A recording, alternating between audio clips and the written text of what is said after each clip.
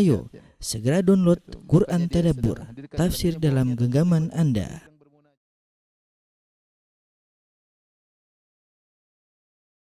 Bismillahirrahmanirrahim. Assalamualaikum warahmatullahi wabarakatuh. Alhamdulillahi ala ihsanih wa syukru lahu ala taufiqihi wa amtinanih. Asyhadu an la ilaha illallah wahdahu la syarika lahu ta'ziman li sya'nih wa asyhadu anna Muhammadan abduhu wa rasuluhu da'ila ridwanih. Allahumma salli alaihi wa ala alihi wa ashabihi wa ikhwanih. Para hadirin dan hadirat, para pemirsa jemaah Masjid Tarbiyah yang dimuliakan oleh Allah Subhanahu wa taala. Kita melanjutkan bahasan kita tentang sirah Nabi masih dalam perang Uhud ya. Pada pertemuan lalu telah kita sebutkan bagaimana Nabi sallallahu alaihi wasallam disangka telah meninggal dunia, kemudian akhirnya para sahabat semua dalam kondisi down ketika itu ya. Bingung apa yang harus mereka lakukan ya, sampai akhirnya diketahui Nabi sallallahu alaihi wasallam masih hidup ya, sehingga sebagian sahabat kemudian dengan jumlah yang sedikit yang tahu Nabi masih hidup kemudian berusaha melindungi Nabi sallallahu alaihi wasallam. Akhirnya keberadaan Nabi sallallahu alaihi wasallam pun diketahui oleh sebagian kaum musyrikin sehingga mereka pun memfokuskan serangan mereka kepada Nabi sallallahu alaihi wasallam.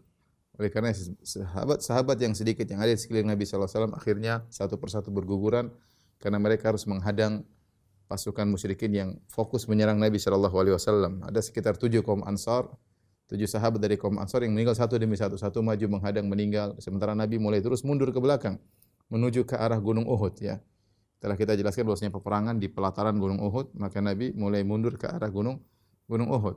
Kemudian satu lagi maju menghadang, kemudian mati syahid dan seterusnya hingga berguguran satu demi satu sehingga 7 orang dari kaum Ansar pun meninggal dunia. Setelah itu sebagian sahabat pun mengetahui kondisi Nabi sallallahu alaihi wasallam ya, sebagaimana telah kita jelaskan seperti Abu Dujanah radhiyallahu anhu yang kemudian ketika tahu bahwasanya anak-anak panah ditujukan kepada Rasulullah SAW, maka dia pun membalikkan badannya, kemudian membiarkan badannya terkena anak-anak panah. Yang penting Nabi sallallahu alaihi wasallam selamat. Demikian kondisi ya, Nabi sallallahu alaihi wasallam berusaha untuk mundur ke arah Gunung Uhud ya. Kemudian Nabi sallallahu alaihi wasallam dilihat oleh Ka'ab bin Malik radhiyallahu taala anhu ya.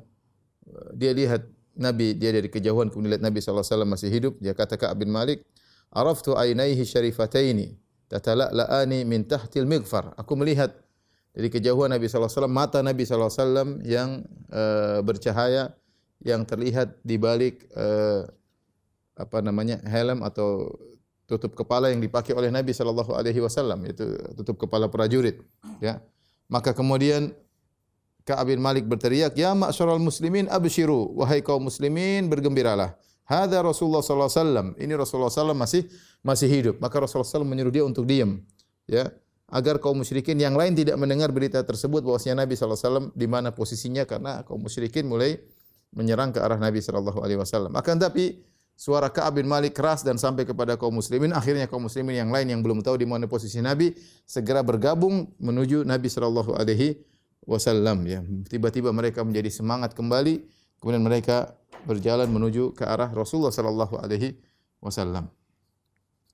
Sehingga Nabi sallallahu alaihi wasallam terjaga dengan para sahabat. Ketika Nabi sallallahu alaihi wasallam sampai di Syi'ab Jabal Uhud, Syi'ab itu adalah jalan-jalan yang ada di antara gunung-gunung ya.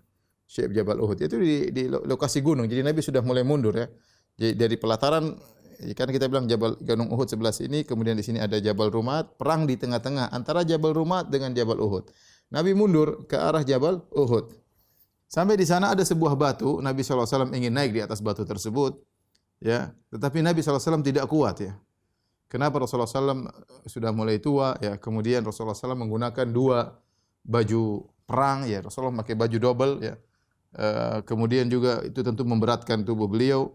Kemudian darah yang keluar tidak berhenti dari tubuh beliau sehingga beliau mau loncat naik ke atas gunung, beliau sallallahu alaihi wasallam tidak mampu. Maka ketika itu Thalhah bin Ubaidillah radhiyallahu anhu kemudian membungkukkan punggungnya untuk dipijak oleh Rasulullah sallallahu alaihi wasallam agar Rasulullah SAW bisa naik di atas batu tersebut ya.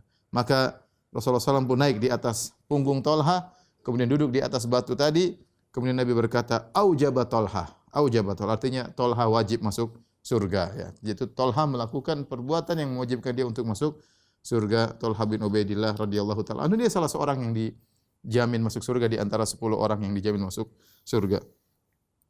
Kemudian ketika itu ada seorang musyrik yang bernama Ubay bin Khalaf. Ubay bin Khalaf ini pedagang besar yang dalam hadis kata Nabi sallallahu alaihi wasallam tentang ancaman bagi orang yang tidak melaksanakan salat 5 waktu, ya, wa ma lam yuhafidz alaihinna, barang siapa yang tidak menjaga salat 5 waktu, ya, maka dia akan dikumpulkan falaisa lahu nur wala burhan wala najat yaumil qiyamah, maka tidak ada petunjuk baginya, tidak ada cahaya baginya, ya, dan tidak ada keselamatan baginya pada hari kiamat orang yang meninggalkan salat 5 waktu. Wa husyira yaumil qiyamah ma'a Qarun wa Fir'aun wa Haman wa Ubay bin Khalaf. Kata Nabi SAW, dan orang seperti ini yang tidak salat di hari kiamat kelak akan dikumpulkan dengan Fir'aun, Qarun, Haman dan Ubay bin Khalaf. Ya, dikumpulkan bersama Fir'aun, kata para ulama, karena Fir'aun sibuk dengan kondisinya sebagai raja, tidak menyembah Allah Subhanahu wa taala, maka seorang yang sibuk dengan kepemimpinannya sehingga lupa beribadah kepada Allah, tidak lupa untuk salat, maka dia akan dikumpulkan bersama Fir'aun. Kemudian Haman adalah panglima, ya, pejabat, ya, maka seorang yang sibuk dengan jabatannya sehingga lupa sujud kepada Allah Subhanahu wa taala pada hari kiamat akan dikumpulkan bersama Haman, panglima Firaun. Kemudian Qarun, kata para ulama, barang siapa yang sibuk dengan harta, mencari harta, ya, hartanya terlalu banyak sehingga membuat dia lalai tidak salat, maka dikumpulkan bersama Qarun. Dan Ubay bin Khalaf adalah pedagang Quraisy yang dia pedagang besar, sehingga kata para ulama, barang siapa yang perdagangan dia membuat dia lupa untuk sujud kepada Allah, dikumpulkan bersama Ubay bin Khalaf. Ubay bin Khalaf bagaimana tewasnya? Ya, Ubay bin Khalaf sudah berjanji akan membunuh Nabi sallallahu alaihi wasallam, ya. Dalam satu riwayat, Ubay bin Khalaf ketemu Nabi di Mekah sebelum perang, waktu masih di Mekah sebelum Nabi berhijrah ke kota Madinah.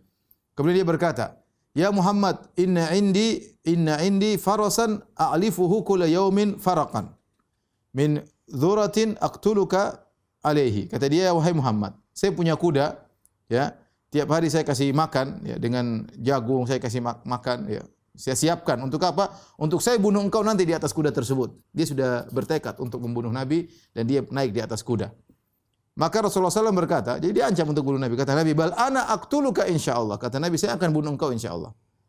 Nah, terjadi pada perang Uhud, Nabi sedang terluka, lagi dalam kondisi lemah. Maka kemudian dia ingin menunaikan janjinya, ingin membunuh Rasulullah sallallahu alaihi wasallam dengan kuda yang dia sudah siapkan, sudah dikasih makan untuk dia naik untuk bunuh Nabi sallallahu alaihi wasallam.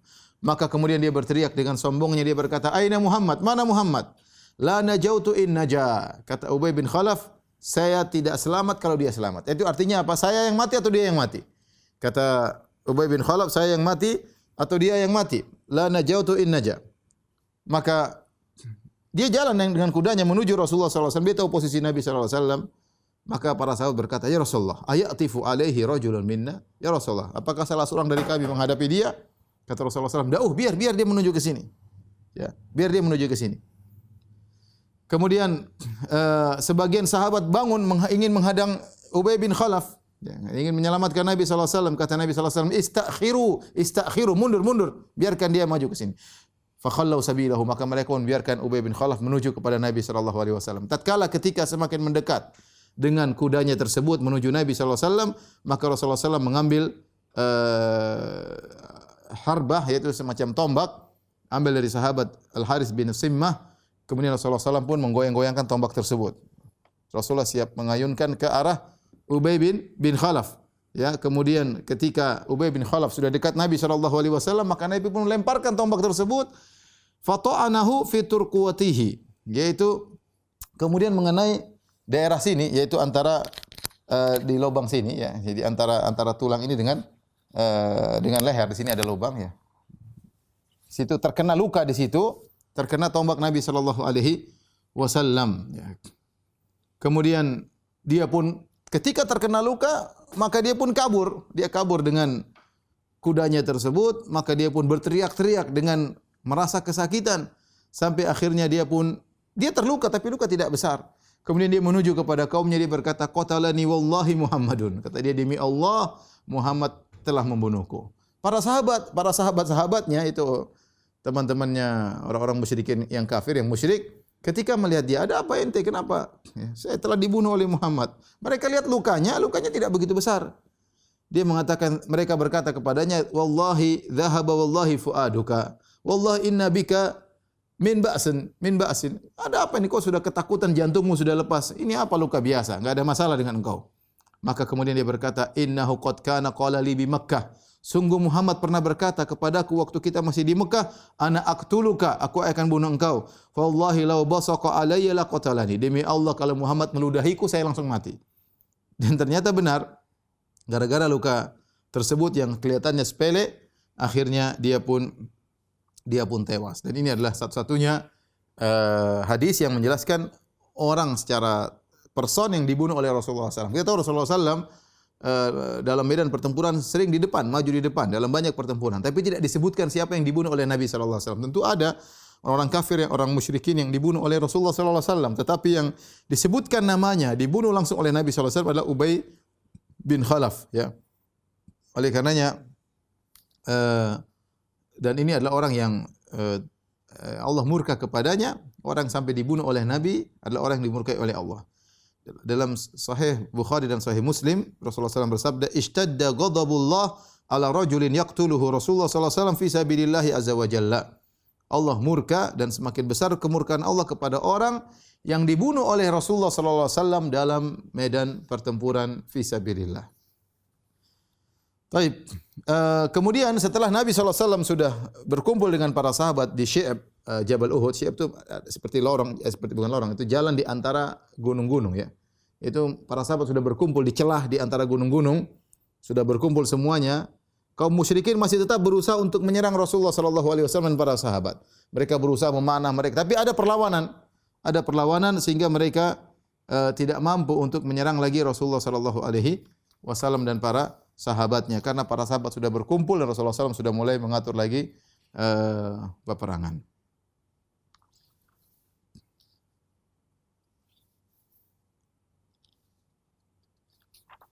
Taib, Rasulullah SAW ketika terluka, ya kita telah sebutkan bahwasanya Rasulullah SAW bibir beliau bagian bawah berdarah, kemudian gigi beliau patah, pecah ya, kemudian pipi beliau terluka ya, sehingga besi masuk ke dalam pipi beliau sallallahu alaihi wasallam ya.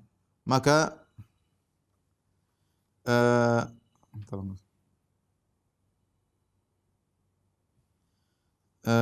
maka sahabat berusaha untuk mengobati luka Nabi sallallahu alaihi wasallam. Di antaranya Ali bin Abi Thalib radhiyallahu anhu, yaitu menantu Nabi sallallahu alaihi wasallam.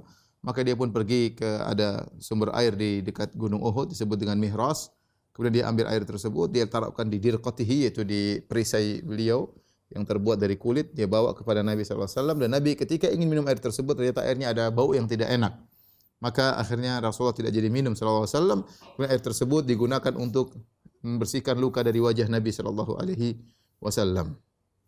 Kemudian datang Fatimah, ya, putri Rasulullah sallallahu alaihi wasallam, maka beliau pun mulai mengobati luka ayahnya Rasulullah sallallahu alaihi wasallam ya. Ketika dia datang menemui Nabi sallallahu alaihi wasallam, lihat kondisi Nabi yang terluka, berlumuran darah wajah beliau, kemudian darah tidak berhenti-berhenti, maka dia pun segera memeluk Rasulullah sallallahu alaihi wasallam. Kemudian dia pun berusaha membersihkan luka yang keluar dari wajah Nabi dengan air. Ternyata luka darah tersebut tidak berhenti. Darah tersebut tidak berhenti. Kemudian akhirnya Fatimah radhiyallahu taala anha mengambil qit'ah min hasir, yaitu semacam sajadah yang terbuat dari tumbuhan hasir ya, semacam tikar ya, terbuat dari tumbuhan, kemudian dia ambil, kemudian dia bakar sampai menjadi debu. Setelah menjadi debu, kemudian dia ambil debu tersebut, dia tempelkan di luka Nabi sallallahu alaihi wasallam, akhirnya darah berhenti. Darah berhenti. Ketika itu Nabi sallallahu alaihi wasallam ya, ketika darah keluar dan Nabi membersihkan darah dari wajahnya, Nabi berkata, ya, "Kaifa yuflihu qaumun syajju nabiyyahum wa kasaru rubaiyatahu wa huwa yad'uuhum ila Allah?"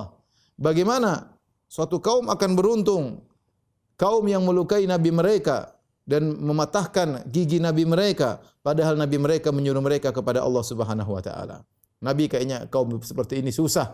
Ini perasaan Nabi sallallahu alaihi wasallam. Artinya kaum seperti ini bagaimana? mau dapat keberuntungan sementara mereka melukai Nabi. Nabi tidak cari apa-apa dari mereka. Nabi berharap mereka masuk Islam, tapi mereka membalas kebaikan Nabi dengan melukai Rasulullah SAW dengan darah yang keluar dari wajah beliau tidak henti-hentinya.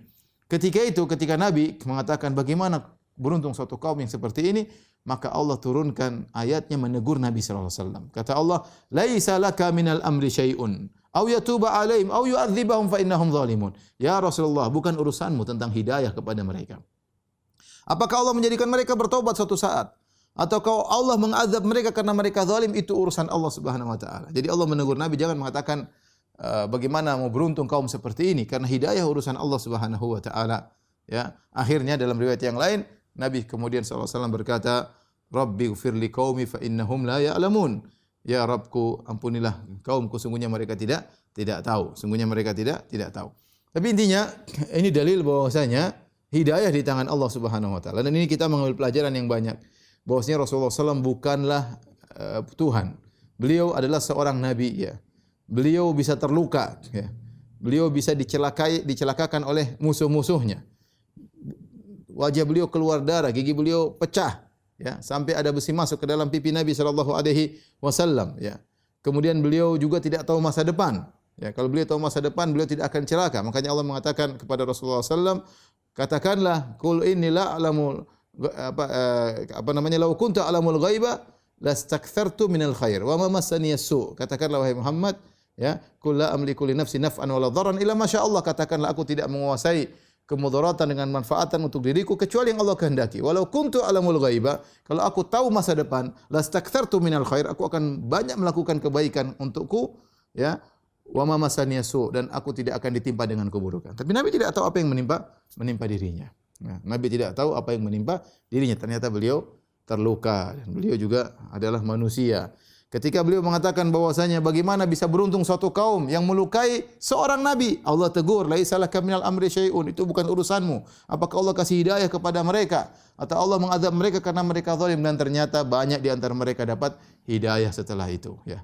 Ini menunjukkan semuanya bahwasanya Nabi SAW bukanlah Tuhan dan tidak sampai pada derajat Tuhan sama sekali. Ini juga dalil bahwasanya para nabi mereka juga diuji oleh Allah Subhanahu wa taala, mereka juga terluka, ya. Mereka juga merasakan kepedihan, mereka juga merasakan sakit dan yang lainnya.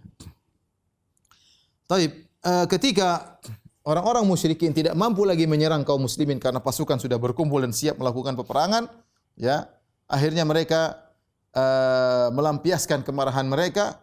Kemudian mereka ingin balik ke kota Mekah, ya.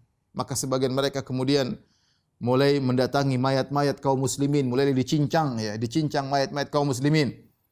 Di antaranya datang dalam satu riwayat, yaitu Hind bintu Utbah, istrinya Abu Sufyan, yang datang sebagai provokator dalam peperangan, yang akhirnya kabur di awal peperangan ketika kaum musyrikin kalah, kemudian kabur sambil mengangkat roknya sehingga kelihatan perhiasan yang ada di kakinya. Hind bintu Utbah, ya, maka dia pun datang ke jenazah Hamzah yang sudah mati. Hamzah dibunuh oleh Wahsy. Kemudian dia pun merobek perut Hamzah, kemudian dia mengambil hati Hamzah. Kemudian dia ingin makan hati Hamzah, tapi dia tidak mampu, maka dia pun muntahkan hati Hamzah tersebut. Ya. Disebutkan bahwasanya dia pernah bernazar kalau dia mampu dia akan makan dari hati Hamzah kalau dia berhasil membunuh Hamzah. Tetapi hadis ini diperselisihkan oleh para ulama. Hadis ini riwayat Imam Ahmad. Ya. Diperselisihkan oleh para ulama apakah hadisnya sahih atau dhaif. Sebagian ulama mendhaifkan. Contohnya dari Ibnu Katsir rahimahullah taala menyatakan hadisnya dhaif dan juga dikuatkan oleh Syekh Albani rahimahullah menyatakan hadisnya dhaif. Demikian juga penulis kitab Ma Syaa fi Sirah wa Lam Yathbut, ada sebuah kitab judulnya berita-berita yang tersebar dalam sirah Nabi tetapi tidak sahih. Tapi riwayat-riwayat tersebut tersebar di kaum muslim. Di antaranya kisah Hind bintu Utbah yang hendak memakan hatinya Hamzah. Sebagian ulama mensahihkan riwayat ini seperti Ahmad Syakir rahimahullahu taala, kemudian juga dikuatkan oleh Syuaib Al-Arnaud, dihasankan oleh Syuaib Al-Arnaud. Intinya ada khilaf tentang riwayat ini. Taruhlah bahwasanya riwayat ini sahih, bahwasanya Hind bintu Utbah berusaha untuk makan dari hati Hamzah, dia robek perutnya, kemudian dia ambil hatinya, kemudian dia makan, namun dia tidak mampu. Kemudian dia muntahkan hati tersebut. Ya. Toh Hind bintu Utbah akhirnya apa? Akhirnya masuk Islam. Masuk Islam radhiyallahu taala anha, ya. Hind binti Utbah ini yang hadis yang masyhur ketika dia datang kepada Rasulullah, dia berkata, ini istrinya Abu Sufyan. Dia berkata, "Ya Rasulullah, inna Aba Sufyan rajulun syahih." Wahai Rasulullah, sungguhnya suamiku Abu Sufyan suami yang pelit. Bolehkah aku mengambil hartanya tanpa sepengetahuannya? Kemudian Nabi mengatakan, "Khudhi mim malihi ma yakfiki wa baniki bima'ruf." Boleh kau ambil meskipun suamimu Abu Sufyan tidak tahu, ambil harta Abu Sufyan yang cukup buat engkau dan anak-anakmu secara wajar ya. Ini yang boleh seorang istri mengambil harta suaminya kalau tidak dikasih ya. Tapi kalau suaminya sudah memenuhi kebutuhannya dia masih ngambil lagi, namanya nyolong, enggak boleh ya. Tapi kalau suaminya ternyata pelit, tidak dikasih kebutuhannya, dia boleh ngambil secukupnya. Kata Nabi bil ma'ruf. Bukan dia ngambil harta suaminya, dia belikan ini, dia kirim sana, kirim sini, dia belikan, enggak boleh. Itu hukumnya haram karena harta suami. Ya, tapi kalau suami sudah memenuhi kebutuhan istri, maka tidak boleh dia mengambil kecuali minta izin suami. Tapi intinya itulah Hind binti Utbah akhirnya masuk Islam. Intinya mereka kemudian saking jengkelnya mereka tidak bisa menyerang lagi kaum muslimin karena kaum muslim sudah berkumpul, akhirnya mereka mencincang-cincang jasad-jasad para sahabat ya yang meninggal ketika itu. Setelah itu, ketika para kaum musyrikin sudah mau balik ke kota Mekah, maka datanglah Abu Sufyan. Dia pergi ke Gunung Uhud, ya. Kemudian dia berteriak. Jadi sudah terpisah pasukan kaum muslimin, pasukan kaum musyrikin. Perang berhenti. Ya, kemudian Abu Sufyan masih belum tahu apakah Muhammad sallallahu alaihi wasallam masih hidup atau tidak, Rasulullah masih hidup atau tidak. Maka dia berkata, "Afil qaumi Muhammadun?" Apakah pada kalian masih ada Muhammad? Salah sama dia ulang 3 kali. Apakah masih ada Muhammad bersama kalian? Apakah masih ada Muhammad bersama kalian? Rasulullah mengatakan kepada para sahabat, "La tujibuh, jangan jawab, diam aja."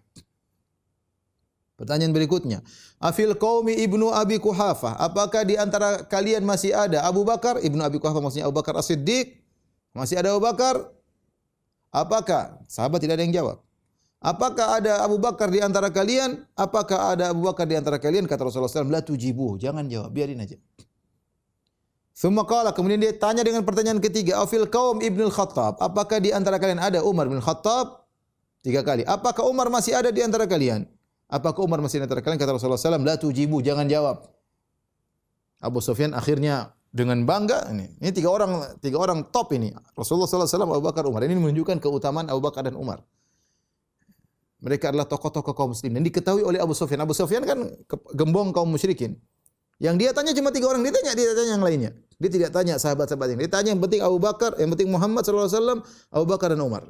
Ketika tidak ada jawaban, maka Abu Sufyan dengan bangganya dia berkata, "Amma haula'i faqad qutilu." Adapun 3 orang itu Muhammad, Abu Bakar, Umar, maka telah terbunuh. "Falau kanu ahya'an la ajabu." Kalau mereka masih hidup tentu mereka akan jawab. Umar ketika mendengar perkataan Abu Sufyan yang sombong dan sesumbar tersebut, maka dia tidak bisa menahan dirinya. Maka dia bantah, dia mengatakan, "Kadzabta ya aduwallah." Kau dusta wahai musuh Allah. "Abqallahu alaika ma yukhzik." Semoga Allah mengkekalkan apa yang menghinakan engkau. Ya, artinya kami masih hidup. Umar tidak kuat, Umar mengatakan, kami masih hidup. Maka Abu Sufyan dengan bangganya berkata, "Yaumun bi yaumi Badrin." Perang Uhud sebagai balasan atas perang Badar. Perang Badar kami kalah, sekarang kalian yang kalah. "Wal ayyamu dual." Dan namanya hari-hari berputar. "Wal harbu sijal." Peperangan demikian, terkadang menang, terkadang kalah. "Wal harbu sijal." Ya sama saja sudah, kita sama-sama. 1-1 skornya 1-1. Perang Badar kami kalah, perang Uhud kalian kalah. Maka Umar mengatakan, "La sawa," tidak sama, tidak ada skor 1 sama. Tidak ada. "La sawa. Qatlana fil jannati wa qatlakum fin nar." Yang meninggal di antara kami masuk surga, yang mampus di antara kalian masuk neraka. Bagaimana mau disamakan? Akhirnya ya Abu Sufyan kemudian berkata, "U'lu Hubal." Tinggilah wahai berhala Hubal. "U'lu Hubal." Rasulullah SAW berkata, "Ala tujibunahu?" Tidakkah kalian membantahnya? Qalu ma naqul? Apa yang kami harus katakan? Kata para sahabat. Kata Nabi SAW, "Qulu Allahu a'la wa ajal."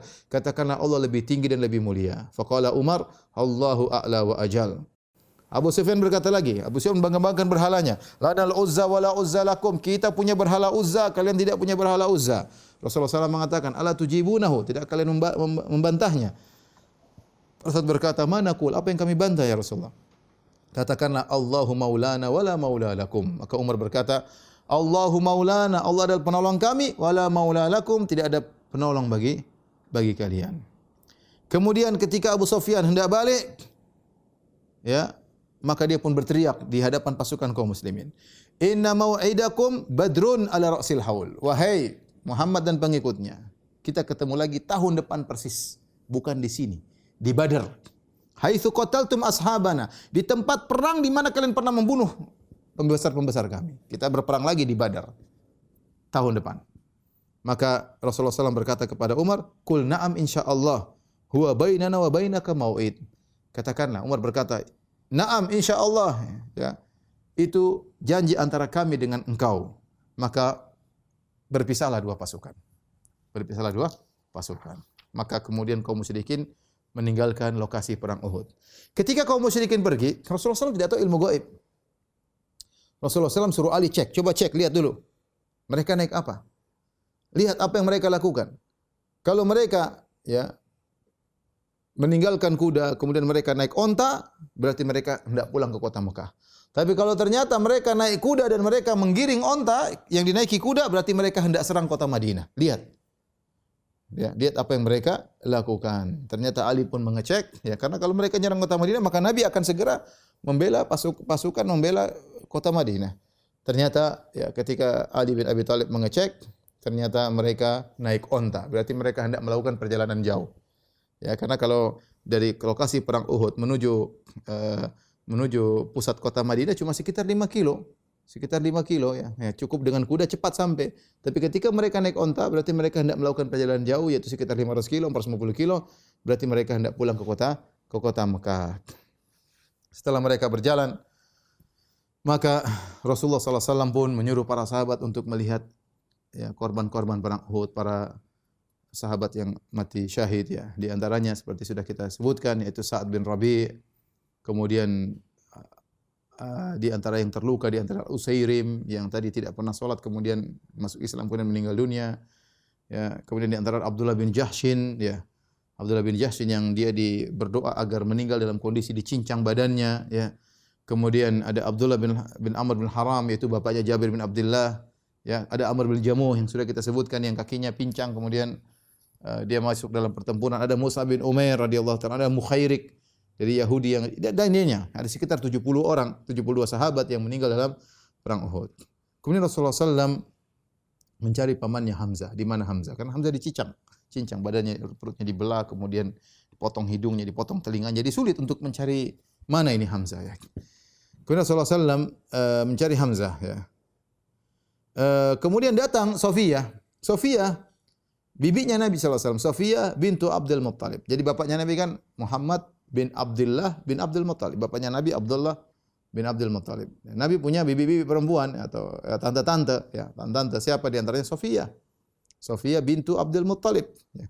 Dan Sofiyah ini tentunya berarti kakaknya Hamzah atau saudaranya Hamzah karena Hamzah paman Nabi. Hamzah bin Abdul Muttalib, Sofiyah bintu Abdul Muttalib. Ya, maka Sofiyah datang, dia seorang wanita muslimah dan dia ingin cari tahu tentang kabar saudaranya Hamzah. Ya. Maka Rasulullah SAW menyuruh anaknya Zubair bin Al-Awwam, anaknya Zubair bin Al-Awwam, anak Sofiyah itu ibunya Sofiyah. Jadi Zubair bin Al-Awwam itu sepupunya Nabi SAW karena ibunya Zubair Sofiyah. Maka Rasulullah SAW menyuruh Zubair untuk memalingkan Sofiyah, jangan sampai Sofiyah ke sini. Ya. Kenapa? Kata Nabi SAW, "Inni akhafu ala aqliha." Aku khawatir dia tidak bisa menahan ya, khawatir terganggu pikirannya. Ya, karena melihat kondisi bagaimana Hamzah dicincang-cincang. Bukan mati biasa masalah ini, cincang, dirobek, kemudian dipotong hidungnya, potong telinganya. Rasulullah tidak ingin tantenya tersebut tidak mampu untuk melihat kondisi yang mengerikan bagaimana saudaranya Hamzah bin Abdul Muttalib terbunuh dengan cara yang tragis seperti itu. Ya. Akhirnya kata Nabi SAW, suruh Zubair, tahan itu ibumu. Ya. Dia sedang mencari Hamzah. Maka Sofiyah lewat, dia ketemu dengan Ali bin Abi Thalib dengan Zubair. Zubair anaknya, Ali ponakannya. Ya. Kan? Ali bin Abi Thalib bin Abdul Muttalib. Sofiyah ini Sofiyah bintu Abdul Muttalib. Berarti Sofiyah tantenya Ali juga. Sebagaimana Sofiyah tantenya Nabi SAW. Adapun Zubair anaknya Sofiyah. Ketika Sofiyah melewati Zubair dan Ali, maka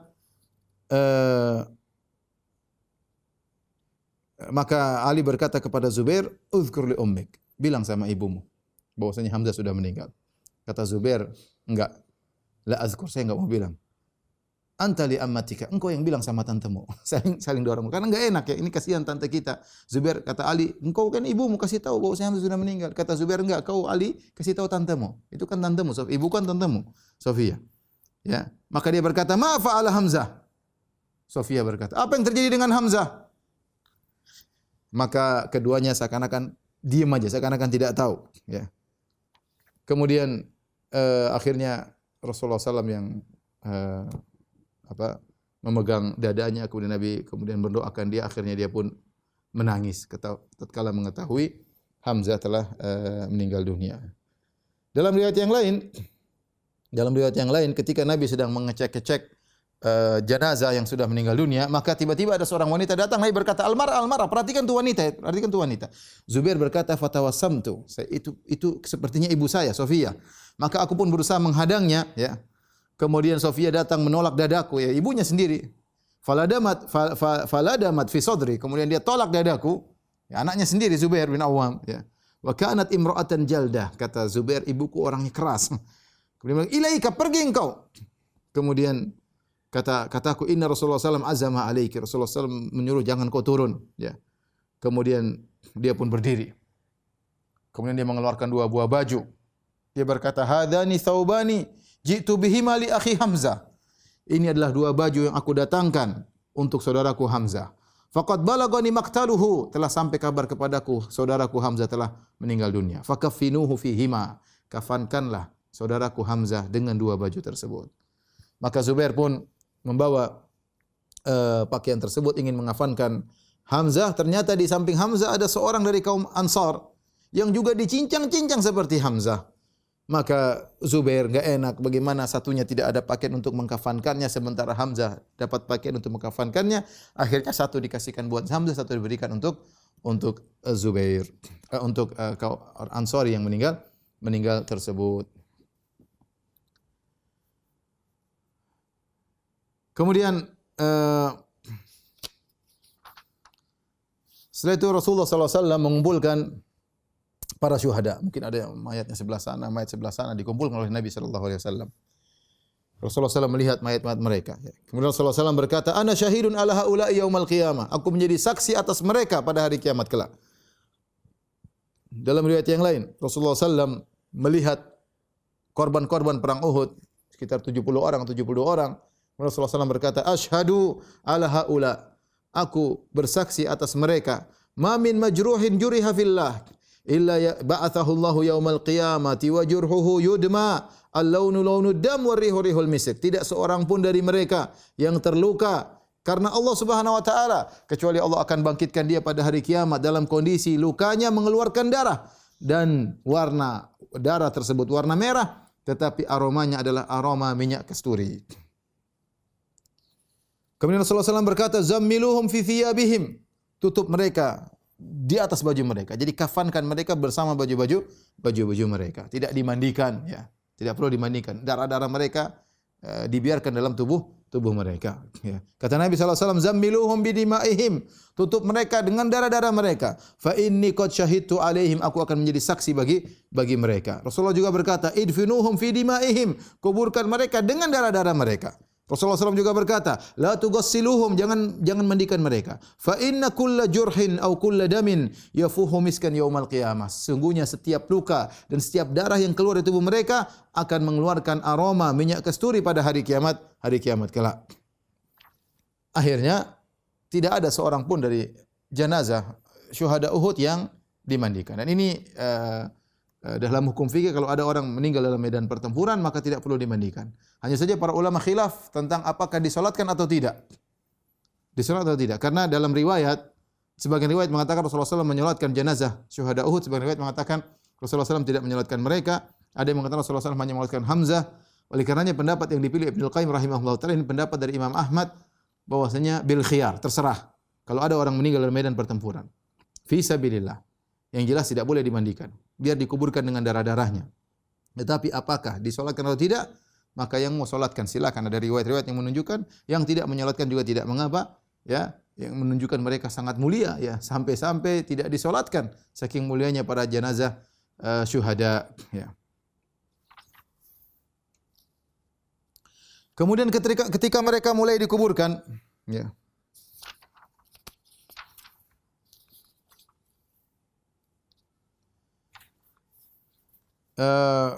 Mereka dikuburkan ya, tadi sebelumnya tentunya dikasih kain kafan ya.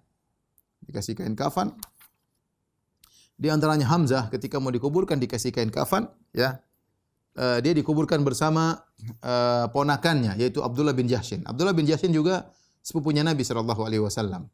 Karena ibu dari Abdullah bin Jahshin Umaymah binti Abdul Muttalib ya. Nabi punya tante juga namanya Umaymah bintu Abdul Muttalib, punya anak namanya Abdullah bin Jahshin ya. Ya, kemudian juga yang di antara anaknya Umaymah adalah Zainab bintu Jahshin yang jadi istri Nabi sallallahu alaihi wasallam ya.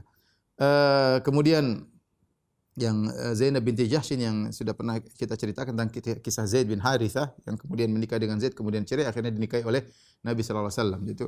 Jadi Abdullah bin Jahshin adalah sepupu Nabi sallallahu alaihi wasallam dan sekaligus ponakannya Hamzah. Kemudian dia dikuburkan dengan Hamzah ya.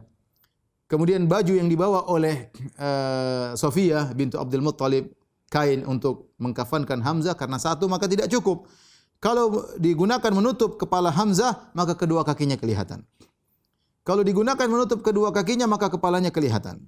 Maka Rasulullah SAW menyuruh untuk menutup kepalanya, kemudian kakinya diberikan dengan tumbuhan idkhir. Ya. Ini juga terjadi kepada Mus'ab bin Umair. Mus'ab bin Umair radhiyallahu ta'ala anhu. Ketika hendak dikafankan, maka tidak didapatkan baginya kecuali burdah, yaitu secari kain.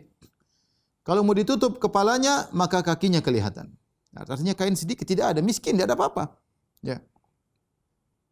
Kalau mau ditutup kepalanya, maka kakinya, maka kepalanya kelihatan.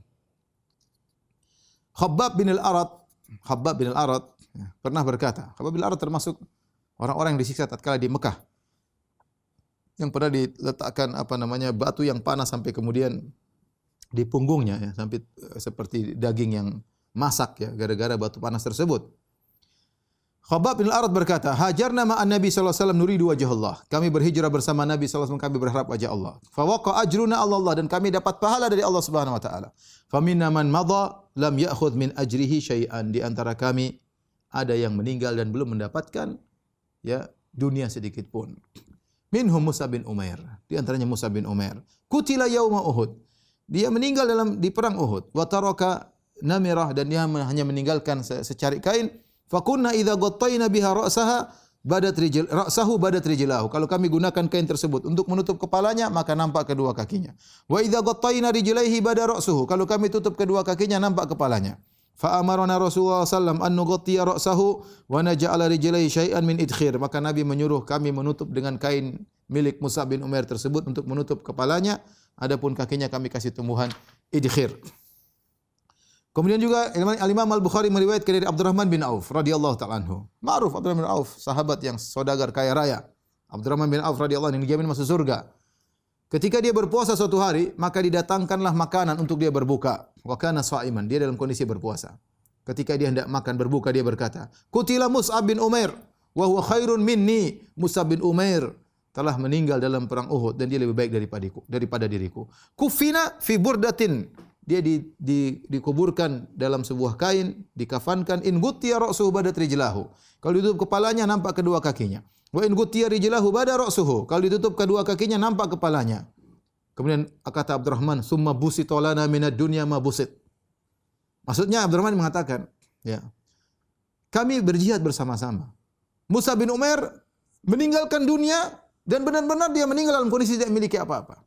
Kami setelah itu dilapangkan bagi kami dunia. Waqad khashina an takuna hasanatuha ujilat lana.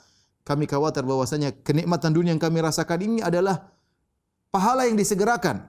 Ya. Adapun Mus'ab dia mengambil seluruhnya di akhirat. Mus'ab bin Umair mengambil seluruh pahala di akhirat. Kami ketika mendapatkan dunia kata Abdurrahman bin Auf, kami khawatir ini adalah sebagian ganjaran yang disegerakan ya sehingga terpotong bagian kami di surga. Tsumma ja'ala yabki hatta taraka ta'am, sampai akhirnya dia pun menangis tidak jadi berbuka. Ini kata Abdurrahman bin Auf. Tentu kita tahu siapa Mus'ab bin Umair, sudah pernah kita ceritakan. Bagaimana Mus'ab bin Umair adalah seorang pemuda yang sangat mempesona ya. kemudian sangat rapi, kemudian pakaiannya sangat indah, bahkan pakaiannya import, bahkan sendalnya import. Kemudian sangat harum, ya. Sampai dikatakan kana a'tara ahli Makkah. Orang paling harum di Mekah dialah Mus'ab bin Umair. Yaitu orang pemuda yang kemudian perhatian dengan penampilannya. Ketika dia masuk Islam, maka semua kenikmatan tersebut dia tinggalkan. Ya, yang tadinya bajunya begitu indah, bajunya sampai menjadi baju yang robek-robek, bahkan dijahit-jahit sehingga nampak jahitan-jahitannya. Ya, begitu miskinnya, ya, sampai kulit-kulitnya bersisik seperti kulit ular. Sampai begitu miskin, tadinya sangat kaya raya. Ketika meninggal tidak punya apa-apa kecuali secari kain. Ya, kalau kita meninggal kita masih punya banyak. Ya. Mus'ab bin Umair ketika meninggal, yang tadinya anak pemuda yang sangat kaya raya, dia tidak memiliki apa-apa. Hanya secari kain, itu pun tidak bisa untuk menutupi seluruh tubuhnya. Ini yang membuat Abdurrahman bin Auf menangis. Ya. Dia tahu bahwasanya Mus'ab telah mendapatkan seluruhnya di akhirat. Di dunia tidak dapat apa-apa. Adapun kami, kata Abdurrahman bin Auf, kami telah dilapangkan dunia bagi kami. Kami khawatir ini adalah ganjaran yang disegerakan. Ya. Taib. Kemudian mereka pun dikuburkan. Ya. Dikuburkan karena kondisi para sahabat letih habis berperang seharian penuh. Kemudian harus menggali lagi. Kalau menggali 72 galian berat, ya. Gali-gali. Mereka dalam kondisi lemah. Ya. Kemudian kain kafan yang tidak cukup. Akhirnya Rasulullah SAW menyuruh menggali 2-3 orang satu lubang. Darurat, 2-3 orang satu lubang. Ya. Para sahabat sedang dalam kondisi terluka.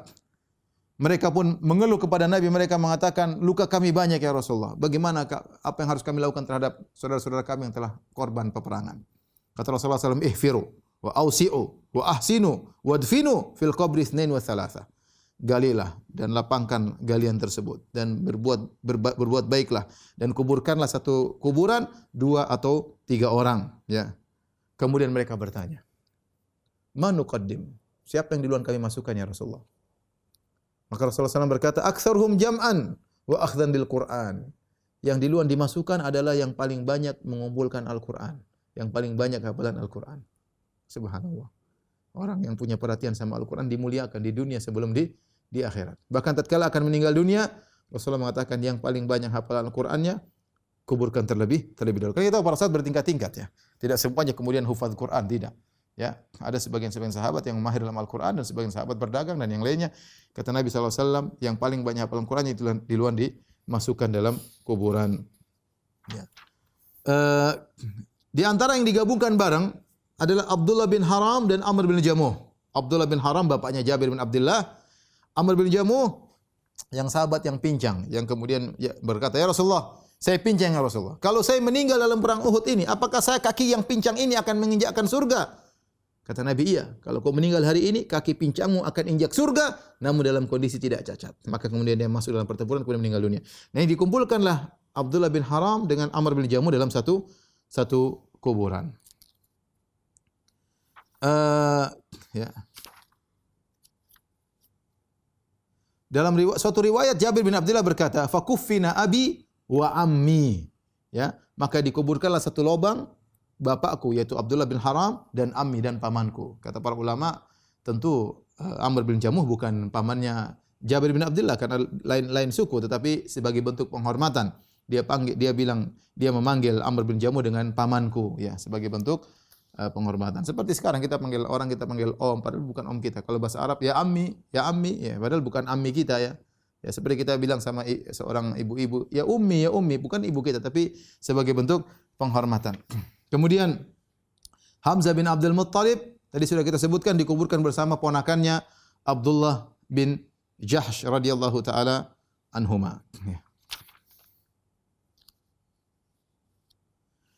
Kemudian para syuhada Uhud dikuburkan di lokasi peperangan. Ya, di lokasi mereka meninggal dunia, disitulah mereka dikuburkan. Ya. Nabi SAW memerintahkan untuk dikuburkan mereka di mana mereka meninggal.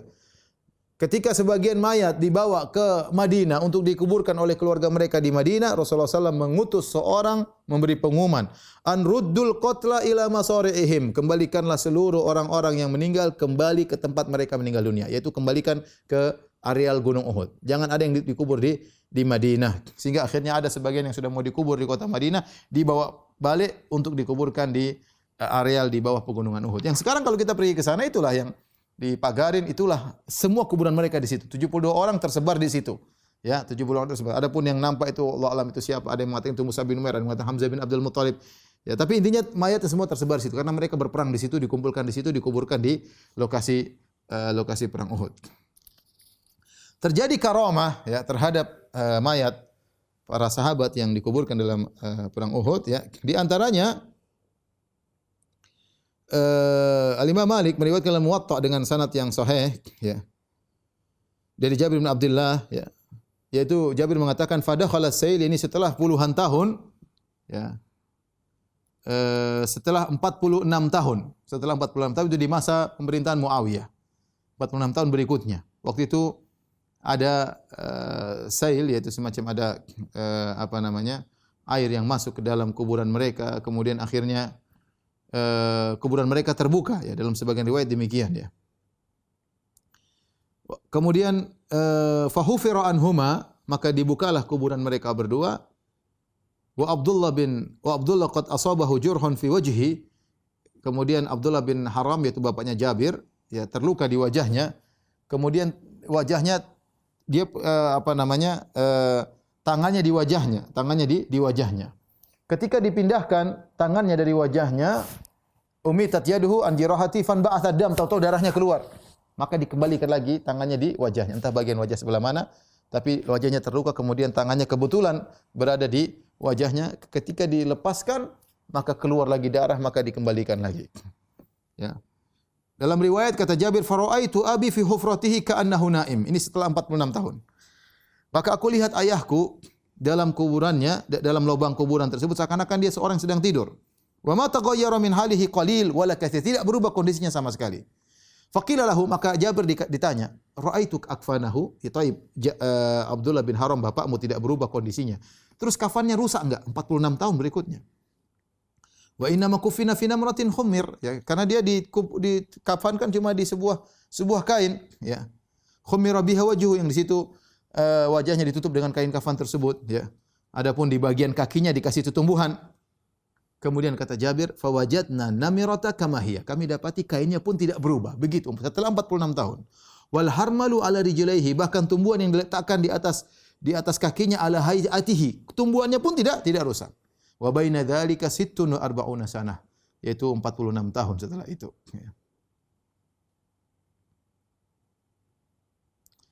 Dalam sebagian riwayat Jabir bin Abdullah berkata, "Lamma arada Muawiyah yujril ain allati inda kubri syuhada bil Madinah, amara munadiyan."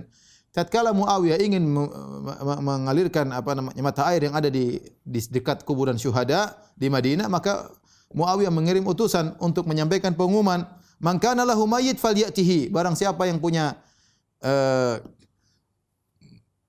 saudara yang meninggal di kuburan syuhada Uhud, maka kemari. Maka kata Jabir, aku pun datang kepada ayahku, ya, dan kami pun mengeluarkannya dari kuburan tersebut, ya,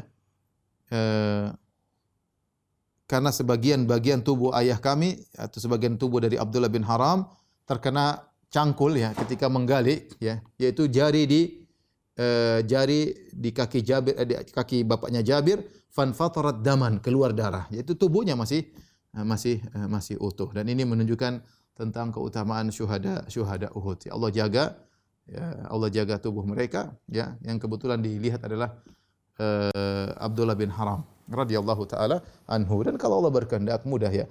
Hadis yang datang tentang jasad yang tidak dimakan oleh tanah adalah jasad para nabi. Tetapi terkadang Allah berikan kepada orang-orang yang saleh, ya, di antaranya para syuhada Uhud, ya. Taib. Adapun keutamaan syuhada Uhud, maka Nabi sallallahu alaihi wasallam pernah berkata ketika disebutkan tentang para sahabat yang meninggal dalam perang Uhud. Kata Nabi sallallahu alaihi wasallam, "Ama wallahi lawadittu anni gudirtu ma ashabi nuhsil jabali." Sungguhnya demi Allah aku berangan-angan aku juga meninggal bersama para sahabatku ketika perang Uhud. Nabi berkata demikian, ya. Kemudian dalam hadis yang lain juga disebutkan bagaimana kata Rasulullah sallallahu alaihi wasallam, Hadis Ibnu Abbas kata Rasulullah SAW, "Lamma usiba ikhwanukum bi Uhud." Tatkala saudara-saudara kalian, kata Nabi kepada para sahabat yang masih hidup, ketika saudara-saudara kalian tertimpa musibah dalam peristiwa perang Uhud, yaitu mereka meninggal dunia, ja'alallahu azza wa jalla arwahum fi ajwafi thair. Allah jadikan ruh-ruh mereka dalam burung khudrin, burung yang berwarna hijau. Allah masukkan ruh mereka dalam jasad burung tersebut. Taridu anharul jannah, yang burung-burung tersebut terbang kemudian mendatangi sungai-sungai di surga. Ta'kulu min thimariha, dan burung-burung tersebut makan dari buah-buahan di surga. Wa ta'wi ila qanadil min dhahabin fi dhillil arsy, kemudian mereka mampir di sangkar-sangkar mereka yang berada di bawah arsy. Ya. Falamma wajadu tiba masyrabihim wa ma'kalihim, tatkala arwah-arwah tersebut, ruh-ruh syuhada mendapati makanan mereka yang enak, minuman mereka yang enak, wa husna maqilihim, dan tempat singgah mereka di sangkar-sangkar yang begitu indah, mereka berkata kepada Allah, ya laita ikhwanana ya'lamuna bima sana Allahu lana. Seandainya saudara-saudara kami yang masih hidup tahu apa yang Allah lakukan kepada kami di alam barzakh ini, li alla yazhadu fil jihad, agar mereka tidak meremehkan jihad, wala yanqulu anil harb, agar mereka tidak mundur dari peperangan. Maka Allah Subhanahu wa taala berkata kepada para ruh-ruh syuhada, ana uballiguhum ankum, aku akan sampaikan pernyataan kali ini kepada mereka. Maka Allah turunkan ayatnya tentang kondisi mereka ini, wala tahsabanna alladhina qutilu fi sabilillahi amwatan bal ahya'un 'inda rabbihim yurzaqun. Jangan kalian sangka bahwasanya orang-orang yang telah terbunuh di medan pertempuran di jalan Allah dalam kondisi mati, bahkan mereka masih hidup, mereka di sisi Rabb mereka mendapat rizki dari Allah Subhanahu wa taala. Dan sudah pernah saya sampaikan dalam syarah Aqidah Wasithiyah bahwasanya ruh orang mukmin, Nabi mengatakan nasamatul mukmin ta'irun, ya. Ruhnya orang mukmin di alam barzakh seperti burung. Allah jadikan burung tersebut terbang di surga. Tapi ruh dalam bentuk burung. Adapun para syuhada lebih afdal. Ruhnya diberikan jasad oleh Allah. Kita tahu kelezatan sempurna jika bergabung antara ruh dengan jasad bergabung, maka itu kelezatan yang sempurna. Tetapi ketika orang-orang beriman, mereka jasadnya dijadikan seperti burung, ya. Adapun orang-orang beriman yang disebutkan di antaranya tertahan di pintu surga, tidak bisa masuk surga, ruhnya tidak bisa masuk surga. Di antaranya orang yang punya hutang tidak bayar, belum bayar hutang, maka ruhnya tertahan, tidak bisa masuk dalam surga. Nah, ruh syuhada Allah berikan jasad. Jasadnya berupa burung yang berwarna hijau, sehingga kelezatan mereka lebih daripada orang mukmin biasa. Ya, karena ruh orang mukmin tanpa jasad, hanya ruh saja yang menikmati. Adapun orang para syuhada, sementara Allah masukkan ruh mereka dalam jasad burung-burung yang berterbangan di surga. Adapun yang meninggal dari mati syahid dalam perang Uhud, ya, yaitu sekitar 70, ya. Sekitar 70 orang. Kebanyakannya dari kaum Ansar. Kaum Ansar ada 64, ya, sisanya dari kaum Muhajirin, ya. Adapun kaum musyrikin yang tewas tidak banyak, cuma 23 orang. Ketika Rasulullah SAW sudah menguburkan mereka semuanya, kemudian Rasulullah SAW hendak balik ke kota Madinah bersama para sahabat. Kemudian Rasulullah SAW pun berdiri di Gunung Uhud. Kemudian Rasulullah SAW memuji Rabb Allah Subhanahu wa taala. Kemudian Rasulullah SAW merendahkan dirinya di depan Allah Subhanahu wa taala. Al-Imam Ahmad meriwayatkan dalam musnadnya dengan sanad yang sahih dari Ubaid bin Rifa'ah Az-Zuraqi, beliau berkata, lamma kana yaum Uhud wan kafa'al musyrikun, tatkala hari perang Uhud dan kaum musyrikin sudah pergi, qala Rasulullah sallallahu alaihi wasallam, Rasulullah SAW berkata, istau hatta usniya ala rabbi, ya, luruslah kalian, ya, bersaflah kalian di belakangku, ya, agar aku memuji, menyanjung Rabbku, ya, dalam terkena musibah ini, musibah lagi sedih-sedihnya. Bagaimana sahabat-sahabatnya meninggal dunia, bagaimana pamannya Hamzah meninggal dunia, Rasulullah tetap ingin memuji, menyanjung Allah Subhanahu wa taala. Maka Rasulullah berkata, "Istau," lurus, bersaflah di belakangku. Fasaru khalfa sufufan. Maka mereka pun bersaf di belakang Nabi sallallahu alaihi wasallam. Setelah itu Rasulullah SAW memuji Allah. Rasulullah berkata, "Allahumma lakal hamdu kulluh." Ya Allah, segala pujian hanya untukmu. Allahumma la qabita lima basatta. Ya Allah, tidak ada yang bisa mengekang apa yang telah kau bentangkan. Wala basita lima qabatta. Dan tidak ada yang bisa membentangkan apa yang kau kekang. Yaitu Nabi ingin menjelaskan segala urusan di tangan Allah. Yang meninggal Allah yang meninggal, yang hidup Allah selamatkan, itu semua urusan Allah. Makanya Nabi mengatakan, Allahumma lakal hamdu kulluh. Ya Allah, segala pujian hanya untuk Engkau. Pasrah benar-benar kepada takdir Allah Subhanahu wa taala. Ini hari yang sangat menyedihkan. Bagaimana pamannya Hamzah meninggal dunia, sahabat-sahabatnya meninggal dunia. Rasulullah SAW terluka dengan luka seperti itu. Tapi Nabi berkata, Allahumma lakal hamdu kulluh. Ya Rabbku, ya Allah, segala pujian hanya milik-Mu. Allahumma la qabita lima basatta. Ya Allah, tidak ada yang mengekang apa yang Kau bentangkan. Wala basita lima qabatta. Tidak ada yang membentangkan apa yang Kau kekang. Wala hadiya lima adlalta. Tidak ada yang bisa beri petunjuk kepada apa yang Kau sesatkan. Wala mudilla liman hadaita. Dan tidak ada yang bisa menyesatkan orang yang Kau beri petunjuk kepadanya. Wala mu'tiya lima mana'ta. Tidak ada yang bisa memberi kepada orang yang Kau cegah. Wala mani'a lima ataita. Dan tidak ada yang bisa mencegah kepada orang yang Kau berikan. Wala muqarriba lima ba'atta. Tidak ada yang bisa mendekatkan apa yang Kau jauhkan. Wala muba'ida lima qarrabta. Dan tidak ada yang bisa menjauhkan apa yang Kau dekatkan. Allahumma besut alaina min barakatik wa rahmatik wa fadlika wa rizqik. Ya Allah, turunkanlah bagi kami keberkahan darimu, rahmatmu, karuniamu dan rizkimu. Allahumma inni as'aluka an-na'imal muqimal ladzi la yahulu wa la yazul. Nabi berdoa, ya Allah, aku mohon kepada Engkau kenikmatan yang abadi, yang tidak bisa berubah dan tidak bisa hilang. Allahumma inni as'aluka an-na'ima yaumal ailah. Ya Allah, aku mohon kepada Engkau kenikmatan di hari kemiskinan, itu tatkala hari kiamat. Wal amna yaumal khauf, dan aku mohon kepada Engkau keamanan tatkala tiba hari yang menakutkan. Allahumma inni a'udzun bika min syarri ma a'taitana. Ya Allah, aku berlindung kepada Engkau dari keburukan yang Kau berikan kepada kami. Wa syarri ma mana'ta, dan dari keburukan yang Kau cegah dari kami. Allahumma habbib ilainal iman. Ya Allah, jadikanlah kami cinta kepada keimanan.